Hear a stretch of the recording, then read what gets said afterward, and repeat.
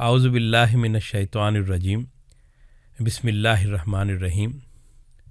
مشترک مفہومی ترجمہ بذریعہ علامتی طریقہ تدریس، اس میں ہم فعل امر اس کو سمجھنے کی کوشش کر رہے ہیں۔ فعل امر کہتے ہیں جس میں حکم دیا جائے یا دعا کی جائے یا درخواست کی جائے۔ اس سلسلے کا ایک سبق ہم پہلے پڑھ چکے ہیں، اور آپ جانتے ہیں کہ اگر آپ کو شروع میں الف نظر آئے اور آخر میں ساکن ہو تو اب اس میں حکم کا فہم آ گیا۔ ٹھیک، ہم اردو میں جب بھی حکم دیتے ہیں تو ہلکا سا جھٹکا جو ہے وہ ہمارے الفاظ میں شامل ہوتا ہے، جیسے چل، پڑھ، لکھ، دیکھیں نا، سب کے آخر میں ساکن آ رہا ہے۔ عربی میں بھی ایسا ہی ہے کہ خالی لفظ نہیں ہوتا بلکہ اس میں ہلکا سا ایک جھٹکا ہوتا ہے۔ تو یہ فعل امر کسی قدر مشکل ہے، تو ہم نے قرآن پاک میں جتنے افعال امر ہیں ان کو ان اسباق میں شامل کر لیا ہے۔ 3 اسباق ہیں اور ہم نے ان کو 6 اقسام میں تقسیم کیا ہے۔ تو پہلا سبق جو تھا اس میں آپ نے دیکھا تھا کہ الف پر پیش ہوتا ہے اور آخر میں ساکن یا واو الف ہوتا ہے جمع کے لیے، جیسے ادخل، انظر، ٹھیک ہے نا۔ آج دوسری قسم ہے اور اس میں الف پر زیر ہے۔ اچھا، عموماً جب ہم صرف نحو پڑھتے ہیں تو بڑی تفصیل سے ہم یہ بات سمجھاتے ہیں کہ الف کے نیچے زیر کیوں آیا، پھر اس کے بعد جو حرف ہے اس پہ کون سا اعراب ہے۔ ہم یہاں یہ باتیں نہیں سمجھاتے علامتی طریقہ تدریس میں۔ ہمارا ہدف یہ ہوتا ہے کہ جو چیز آپ کے سامنے ہے، یعنی قرآن پاک، اس میں تو سب کچھ لکھا ہوا ہے، اس میں تو تمام اعراب موجود ہیں، اس لیے ہم ان اعراب کو نہیں سمجھاتے۔ ہم یہ کہتے ہیں کہ جو کچھ آپ کے سامنے ہے اسے سمجھنے کی کوشش کریں۔ تو جب شروع میں الف ہو اور آخر میں ساکن ہو تو سمجھ جائیں کہ کوئی حکم دیا جا رہا ہے یا دعا کی جا رہی ہے یا درخواست کی جا رہی ہے۔ تو ہماری کتاب جو ہے علامتی طریقہ تدریس، آپ دیکھیں کہ اس میں ہم نے فعل امر کے حوالے سے 3 اسباق ہم نے شامل کیے ہیں، اور قرآن پاک میں جتنے افعال امر ہیں ان کو ان میں شامل کیا ہے۔ تو اب بغیر وقفے کے ہم اپنا سبق شروع کرتے ہیں کہ الف کے نیچے زیر ہو، اس کے بعد ساکن، اور پھر آخری حرف پر ساکن ہو۔ تو طریقہ کار آپ کو معلوم ہے کہ آپ نے کسی بھی لفظ میں پہلے اردو تلاش کرنی ہے اور پھر علامات کو دیکھنا ہے، ٹھیک ہے۔ تو دیکھیں، ابعث، الف کے نیچے زیر ہے، آخر پہ ساکن ہے۔ اردو فہم کیا ہے؟ اس میں مبعوث ہے، بعث، ٹھیک۔ تو کیا ترجمہ ہوگا؟ تو مبعوث کر۔ آپ نے پہلے پڑھا تھا کہ الف اگر آتا ہے شروع میں تو اس کا ترجمہ ہوتا ہے میں، لیکن اکثر بلکہ بہت کثرت سے قرآن پاک میں اس الف کا ترجمہ جو شروع میں آتا ہے یہ حکم ہوتا ہے، اس کا ترجمہ ہوگا تو تو مبعوث کر، تو بعث کر۔ پھر آپ دیکھیں اجنح، میں نے آپ کو بتایا تھا کہ قرآن پاک میں 85% الفاظ کسی نہ کسی شکل میں اردو میں موجود ہیں، لیکن 15% شاید الفاظ ایسے ہیں جو قرآن پاک میں تو ہیں اردو میں نہیں ہیں۔ تو انہی میں سے ایک لفظ ہے، اور افعال امر کے حوالے سے سمجھ لیں کہ ان کو رٹنے کی ضرورت نہیں ہے۔ ان میں سے اکثر اور شاید 50% سے زیادہ الفاظ ایسے ہیں جو قرآن پاک میں شاید ایک مرتبہ آئے ہیں، لیکن چونکہ یہ مشکل افعال ہیں اس لیے ہم نے تمام کی تمام کو ان اسباق میں شامل کر دیا، اور ساتھ ہی آپ کو فائدہ یہ ہے کہ آپ ان الفاظ کو سمجھتے بھی جائیں گے۔ تو اجنح، تو آمادہ کر۔ پھر آپ دیکھیے حمل، حامل، احتمال، یہ سب اردو میں موجود ہے۔ تو شروع میں کیا آ رہا ہے؟ الف آ رہا ہے، آخر میں کیا آ رہا ہے؟ ساکن آ رہا ہے۔ تو کیا ترجمہ ہوگا؟ تو تحمیل کر۔ تو کیسے ہوا؟ اس لیے کہ الف کے نیچے زیر ہے اور آخر میں کیا ہے؟ ساکن ہے، اور انہوں نے بتایا کہ اس میں حکم دیا جا رہا ہے۔ پھر احفظ، دیکھیں یہ بھی اردو میں موجود نہیں ہے، قرآن پاک میں یہ صرف 3 مرتبہ استعمال ہوا ہے۔ تو کیا ترجمہ ہوگا؟ تو جھکا دے. پھر آپ دیکھیں خلا، اس نے خلا لے لی، ٹھیک ہے نا، ہم یہ کہتے ہیں اردو میں. تو دیکھیں اس کے شروع میں الف ہے اور آخر میں ساکن ہے. ان دو علامات نے بتایا کہ یہ فعل امر ہے. اور ترجمہ کیا ہوگا؟ تو خلا کر. اذهب، ذاہب، مذہب جانے کے معنوں میں آتا ہے. مذہب کسے کہتے ہیں؟ جس میں کسی کے پیچھے پیچھے جایا جائے. تو شروع میں الف، آخر میں ساکن، یہ علامات ہو گئی. بتایا کہ یہ امر ہے، اس میں حکم دیا جا رہا ہے. تو اذهب، تو چلا جا. دیکھیں کتنا آسان ہے. اردو نکالتے جائیں، علامات سمجھتے جائیں اور ترجمہ کرتے جائیں. رجوع کرنا اردو میں موجود ہے. ہم رجوع کرتے ہیں، ہم رجوع لاتے ہیں. شروع میں الف ہے، آخر میں ساکن ہے. تو ارجع، تو رجوع کر لا، یا تو رجوع کر. اچھا، یہ جو ترجمے میں تھوڑا سا اختلاف آپ دیکھتے ہیں، اس کی وجہ یہ ہے کہ قرآن پاک میں جس جگہ یہ لفظ موجود ہے وہاں جو ترجمہ ہوتا ہے ہم کوشش کرتے ہیں کہ وہ ترجمہ اسی شکل میں یہاں پہ لائیں تاکہ طلبہ کو آسانی ہو. شرح، رب اشرح لی، دعا پڑھتے ہیں ہم، کھول دینا. شرح اردو میں بھی موجود ہے. تو کیا ہوگا؟ تو شرح کر، یعنی ایکسپینڈ کر دے، کھول دے. پھر آپ دیکھیں شاہد، مشہود، شہادت، یہ سارے اردو میں موجود ہیں. شروع میں الف، آخر میں ساکن. تو کیا ترجمہ ہوگا؟ تو شہادت دے. آپ یہ بات ذہن میں رکھیں کہ مشترک مفہومی ترجمہ جو ہم کرتے ہیں علامتی طریقہ تدریس کی بنیاد پر، اس میں ہم آپ کو رٹنے کے لیے کچھ نہیں دیتے. ہم یہ نہیں کرتے کہ آپ یاد کریں، آپ جو ہے وہ اپنی اس کی گردانوں کو جو ہے وہ یاد کریں. نہیں، ہم یہ چاہتے ہیں کہ بس آپ دیکھیں، آپ کے ذہن میں خود بخود اس لفظ کا فہم اتر جائے. علامتیں دیکھیں، علامتوں کا فہم حاصل ہو اور آپ کا ذہن فوراً اس کا ترجمہ کر دے. پھر آپ دیکھیں یہ دوبارہ ایک لفظ آ گیا جو قرآن پاک میں تو موجود ہے اور اردو میں موجود نہیں ہے. پورے قرآن میں یہ صرف ایک مرتبہ آیا. تو کیا ہوگا؟ اس دے، تو واشگاف کہہ دے، یا تو واشگاف کہہ. پھر آپ دیکھیں صرف، تصریف، پھیرنے کے معنوں میں آتا ہے. اسرف، تو تصریف کر. اسنا، صنعت، صانے، صنعتی اردو میں موجود ہے. بہت آسان ہے. شروع میں الف، آخر میں ساکن. فوراً آپ کی نظریں جو ہے وہ علامات پہ جانی چاہیے. اردو فہم آپ کے ذہن میں اترنا چاہیے. اور ترجمہ کیا ہوگا؟ ترجمہ ہوگا تو صنعت کر. ضرب، ضرب دینا اردو میں موجود ہے. ضرب المثل ہم کہتے ہیں اردو میں، یہ بھی موجود ہے. تو اضرب، تو ضرب مار. پھر اتمس، یہ اردو میں موجود نہیں ہے. ایک مرتبہ قرآن پاک میں آیا ہے. ضروری نہیں ہے کہ آپ کو یہ یاد ہو جائے.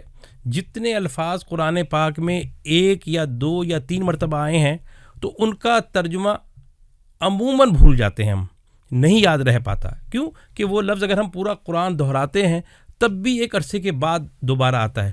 تو کوئی مسئلہ نہیں ہے. ایسے الفاظ جو قرآن پاک میں ایک دو مرتبہ آئے ہیں تو یقیناً آپ کو یاد نہیں رہیں گے. تو آپ جب یہ لفظ آئے تو آپ لغت کو دیکھ لیں، اس کو دوبارہ جو ہے وہ فہم حاصل کر لیں اس کا. تو کوئی اس میں پریشانی کی بات نہیں کہ ہم ہر لفظ کو جو ہے وہ یاد کرتے رہیں. میں نے آپ کو بتایا کہ افعال میں 50% کے قریب افعال ایسے ہیں جو قرآن پاک میں ایک دو مرتبہ آئے ہیں. تو آپ کو ان کا ترجمہ ہو سکتا ہے یاد نہ رہے. جب دوبارہ آپ پڑھیں گے تو اس کا ترجمہ دیکھ لیں. ٹھیک. تو اتمس، تو مٹا دے. اغفر، غافر، غفور، مغفرت حکم ہے، دعا ہے. یعنی ہم اللہ پاک سے کیا دعا کر رہے ہیں؟ دعا کر رہے ہیں کہ اے اللہ تو مغفرت فرما دے، تو مغفرت کر. پھر آپ دیکھیے فتح، فاتح، مفتوح اردو میں موجود ہے. شروع میں الف، آخر میں ساکن اور الف کے نیچے زیر ہے. ذہن میں رہے کہ بعض اوقات الف کے اوپر پیش ہوتی ہے جو پچھلے سبق میں ہم نے پڑھا، اور یہاں پر الف کے نیچے زیر ہے. عرب ایسے ہی بولتے ہیں، آپ نے ایسے ہی اس کو سمجھ لینا ہے. ٹھیک. تو افتح تو فتح کر. اقرا قرات ہم کہتے ہیں نا قرآن کی جو ہے قرات کرتے ہیں, تو اقرا تو قرات کر. ٹھیک, پھر آگے دیکھیے جعل, جعلی ایک اصلی ہوتا ہے اور ایک کیا ہوتا ہے, جعلی ہوتا ہے, بنایا ہوا. تو کیا ہوگا, اجعل تو تجعیل کر دے. رحم رحیم اردو میں موجود ہے, تو کیا ہوگا, ارحم تو رحم کر, تو رحم فرما. پھر آپ دیکھیے راغب مرغوب, یہ غذا مجھے بڑی مرغوب ہے, اردو میں موجود ہے.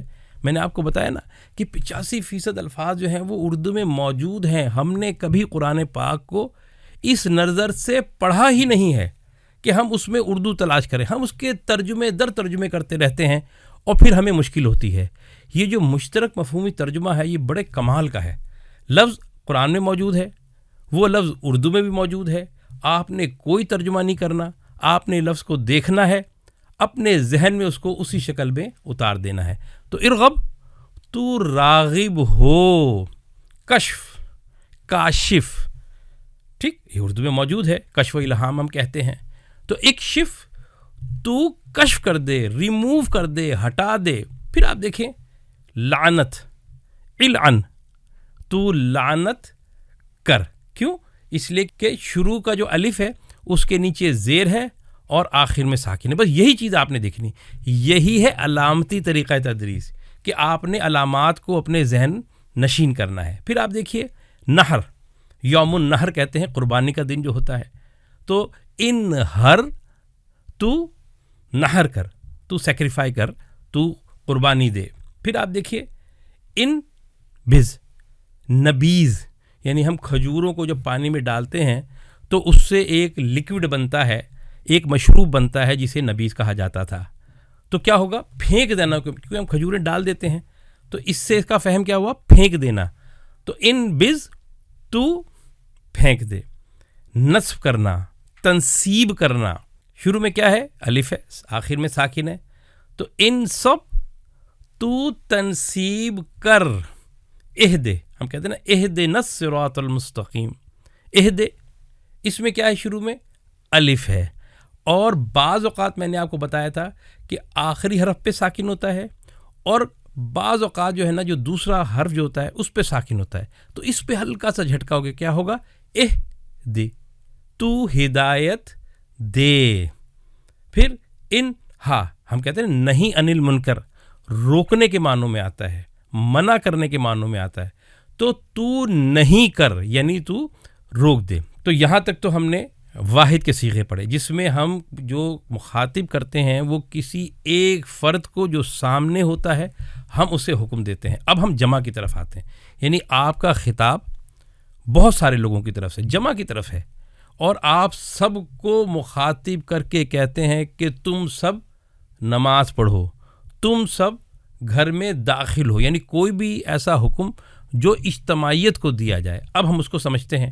میں نے آپ کو بتایا تھا کہ اس کی پہچان یہ ہے کہ اس کے آخر میں واو اور الف آتا ہے, لیکن یہ بھی آپ کو پتہ ہے کہ جو ماضی کے صیغے ہوتے ہیں اس میں بھی واو الف آتا ہے. تو پھر جب ہم قرآن پڑھتے ہیں تو تھوڑی سی پریشانی ہوتی ہے.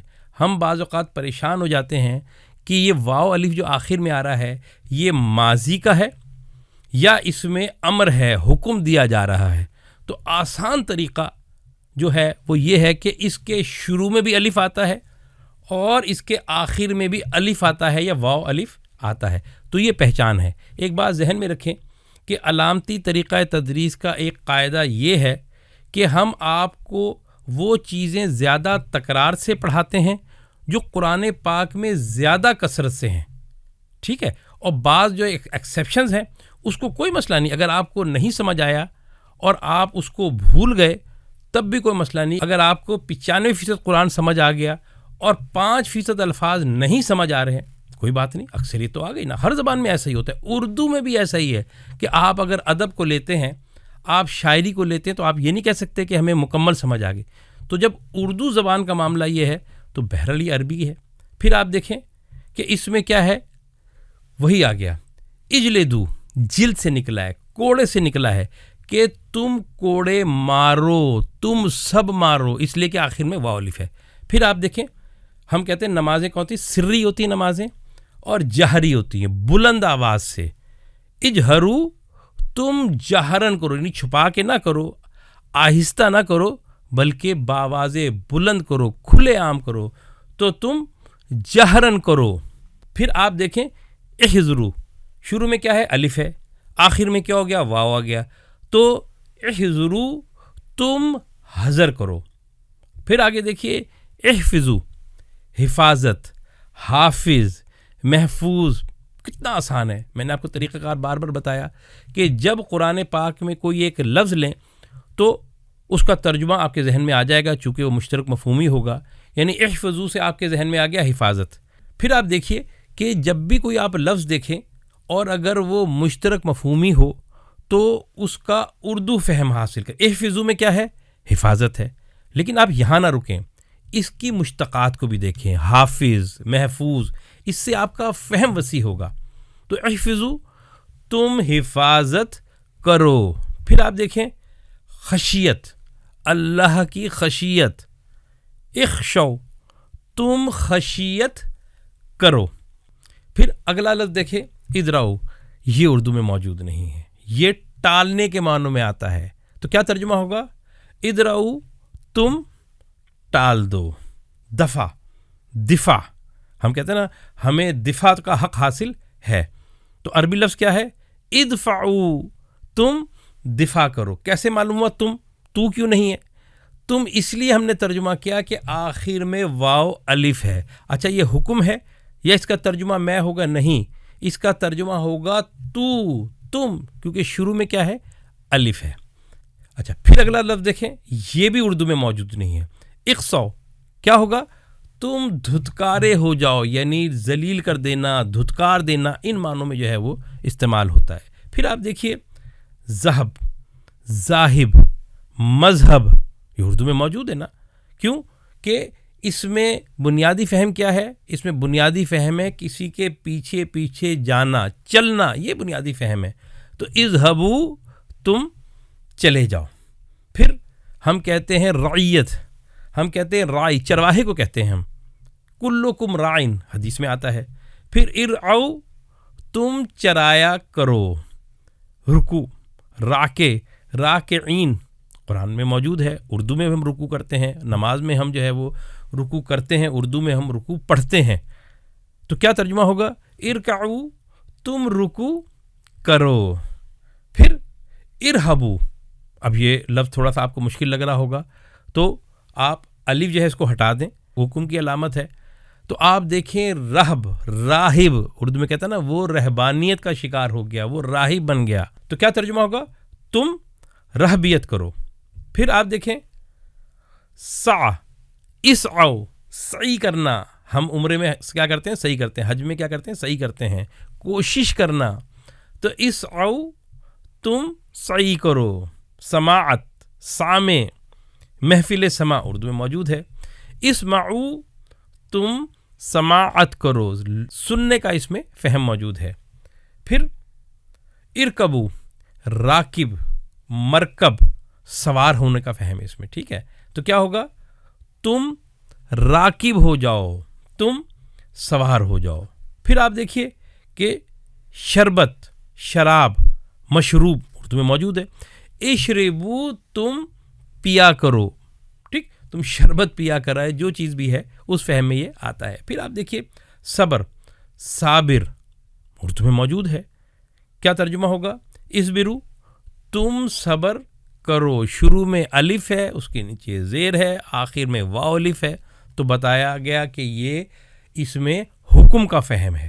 پھر آپ دیکھیے اصفحو، منہ پھیر لینا، ٹھیک، صفحہ کہتے ہیں نا جو پلٹ جاتا ہے، تو کیا ہوگا؟ تم صفحہ کرو، یعنی درگزر کر جاؤ، منہ پھیر لو۔ پھر آ گیا کیا؟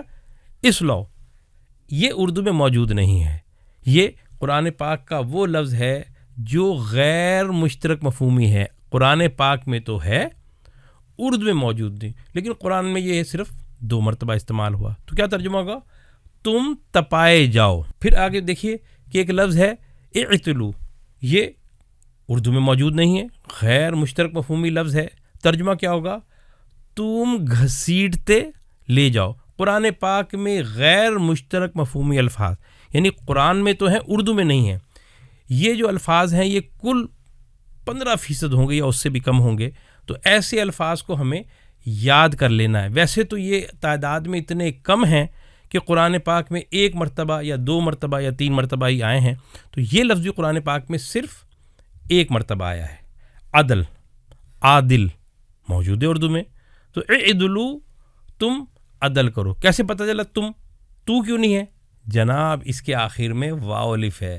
شروع میں الف نے بتایا کہ یہ حکم ہے.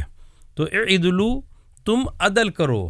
پھر اعلمو، علم، معلوم، تعلیم، عالم، علم، کتنے الفاظ اردو میں موجود ہیں اس کی مشتقات کے طور پہ. تو کیا ترجمہ ہوگا؟ تم معلوم کرو. پھر عمل، عامل، معمول، استعمال، سارے الفاظ موجود ہیں اردو میں موجود ہیں. قرآن میں بھی اس کی بہت ساری شکلیں موجود ہیں. تو اعملو، تم عمل کرو. پھر غسل دینا اردو میں موجود ہے. اغسلو، تم غسل کرو. پھر اگلا لفظ دیکھیں، یہ اردو میں کم استعمال ہوا ہے لیکن موجود ہے. محفلوں میں لوگ جڑ جڑ کے بیٹھتے ہیں. قرآن میں حکم دیا گیا کہ اپنی محفلوں کو وسیع کر لو، فصیح کر لو. افصحو، تم فصیح کرو. پھر آپ دیکھیے فعل اردو میں موجود ہے، فعل، فاعل، مفعول. افعلو، تم فعل کرو. شروع میں الف ہے، آخر میں واو الف ہے، جس نے بتایا کہ یہ جمع ہے. مخاطب جو ہے وہ ایک فرد نہیں ہے بلکہ بہت سارے لوگ ہیں. پھر آپ دیکھیں امسحو، مسح کرنا. ہم وضو میں کیا کرتے ہیں؟ مسح کرتے ہیں. تو امسحو، تم مسح کرو. پھر اردو میں ایک لفظ آتا ہے غل غپاڑا کرنا، شور کرنا. تو الغو، تم غل مچاؤ. پھر اگلا لفظ دیکھیے آپ، انفرو. قرآن میں یہ موجود ہے، اردو میں ہے جناب، فرار کے معنوں میں آتا ہے، نکلنے کے معنوں میں آتا ہے. یعنی کوئی کسی جگہ پر ہو اور وہاں سے نکل جائے، وہاں سے فرار ہو جائے، تو اسے کہتے ہیں ہم انفرو، تم نکلا کرو. اہبتو، حبوت، کسی اوپر کی جگہ سے نیچے کی طرف آنا. اہبتو، تم حبوت کرو. اقطعو، قطع کرنا، قطع رحمی آتا ہے، زمین کے قطعات ہوتے ہیں. تو کیا ہوگا؟ اقطعو، تم قطع کر دو. تو آپ نے دیکھا کہ کتنے آسان الفاظ ہیں. امر جسے ہم مشکل سمجھتے تھے، اس کا بڑا آسان طریقہ یہ ہے کہ شروع میں الف ہوگا، کبھی الف پر پیش ہوگا، کبھی اس کے نیچے زیر ہوگی، اور آخر میں کبھی ساکن ہوگا اور کبھی واو الف ہوگا. آخر میں ساکن ہوگا تو یہ واحد کسی ایک کو حکم دیا جا رہا ہے، جیسے ادخل، شروع میں الف، آخر میں ساکن. اور کبھی یہ جمع ہوگا، کیوں کہ واو الف جو ہے یہ جمع کی علامت ہے. تو الحمدللہ آج ہم نے فعل امر کا دوسرا سبق سمجھا اور دوسرا طریقہ سمجھا. پہلے طریقہ کار میں کیا تھا کہ الف جو شروع ہے اس پر پیش تھی. اب جو ہم نے جو سمجھا ہے اس الف کے نیچے کیا ہے؟ زیر ہے. اب اگلے سبق میں جو ہے وہ ہم تھوڑے سے مشکل جو ہے وہ افعال جو امر سے متعلق ہیں ان کو جو ہم سمجھیں گے. بہت آسان ہے، اردو نکالتے جائیں، علامات کو سمجھتے جائیں اور ترجمہ کرتے جائیں. ہمارے کورسز ہیں، بہت آسان کورسز ہیں. ایک صرف 2 مہینے کا کورس ہے جس میں ہم ابتدائی طور پہ آپ کو نماز کا اور قرآن کا ترجمہ کرنا سکھاتے ہیں. پھر اگلا کورس ہمارا ایڈوانس ہے جو تقریباً 5 مہینے کا ہے، اور اس میں ہم اپنی کتاب الف لام میم اس کی مدد سے پورے قرآن پاک کا ترجمہ کرنا سکھاتے ہیں. اس کے بعد جو ہے وہ ایک تحقیق کا کورس ہے جو مسلسل ہے. یعنی جن ساتھیوں کو، جن ہمارے طلباء کو قرآن پاک کا ترجمہ ابتدائی طور پہ کرنا آ جاتا ہے، وہ ترجمے کے قواعد و ضوابط سے واقف ہو جاتے ہیں. یعنی وہ قواعد و ضوابط جس کو سامنے رکھ کر قرآن پاک کی کسی بھی آیت کا ترجمہ کیا جا سکتا ہے. تو جب اس سے واقف ہوتے ہیں تو پھر انہیں ہم تحقیق جو ہے اس کے گروپ میں شامل کرتے ہیں تاکہ قرآن پاک کی مختلف اصطلاحات جو ہے وہ ان کو جو ہے وہ سمجھتے چلے جائیں. اور پھر جو لوگ قرآن پاک کا ترجمہ کرنا سیکھ لیتے ہیں تو ہم حدیث کے مطابق جو رسول اللہ صلی اللہ علیہ وسلم نے فرمایا کہ تم میں بہترین وہ ہیں جو قرآن سیکھتے اور دوسروں کو سکھاتے ہیں، تو ہم ان سے درخواست کرتے ہیں کہ بھائی آپ ہمارے ساتھ شامل ہو جائیں۔ اب آپ نے سیکھ لیا ہے، آپ اپنے اسکول میں، اپنے گھر میں، اپنے ادارے میں، جہاں جہاں ممکن ہو قرآن پاک دوسروں کو سکھائیں۔ یہ طریقہ تدریس بنیادی طور پہ عام پڑھے لکھے لوگوں کے لیے ہے، جن کے پاس وقت کی کمی ہے اور وہ چاہتے ہیں کہ نماز پڑھیں تو سمجھ کر، قرآن پڑھے تو سمجھ کر۔ تو یہ طریقہ تدریس ہے، آپ نے سیکھا تو کیا اچھا نہیں ہوگا کہ آپ کے گھر والے بھی سیکھیں؟ کیا یہ بہتر نہیں کہ آپ کے دوست، احباب، رشتہ دار سب اس کو سیکھیں؟ تو ہم آپ سے درخواست کرتے ہیں کہ آپ ہم سے جڑ جائیں، اس چینل کو سبسکرائب کریں، ان ویڈیوز کو آپ لائک کریں، دوسروں کو شیئر کریں، تاکہ چراغ سے چراغ جلے۔ ہر آدمی رونا روتا ہے کہ امت زوال کا شکار ہے، ہر فرد کہتا ہے کہ جی فرقے واریت پھیل چکی ہے، حل بھی تو ہو بھائی اس کا کوئی۔ جی ہاں، اس کا واحد حل یہ ہے امت واپس قرآن سے جو ہے وہ جڑ جائے۔ اللہ تعالیٰ سے دعا ہے کہ اللہ تعالیٰ ہمیں اس قرآن کو سمجھنے کی توفیق عطا فرمائے۔ اللہ سے دعا ہے کہ اللہ تعالیٰ ہمیں اس قرآن کے ذریعے سے ہدایت عطا فرما۔ السلام علیکم ورحمۃ اللہ وبرکاتہ۔ قل بفضل الله وبرحمته فبذلك فليفرحوا هو خير مما يجمعون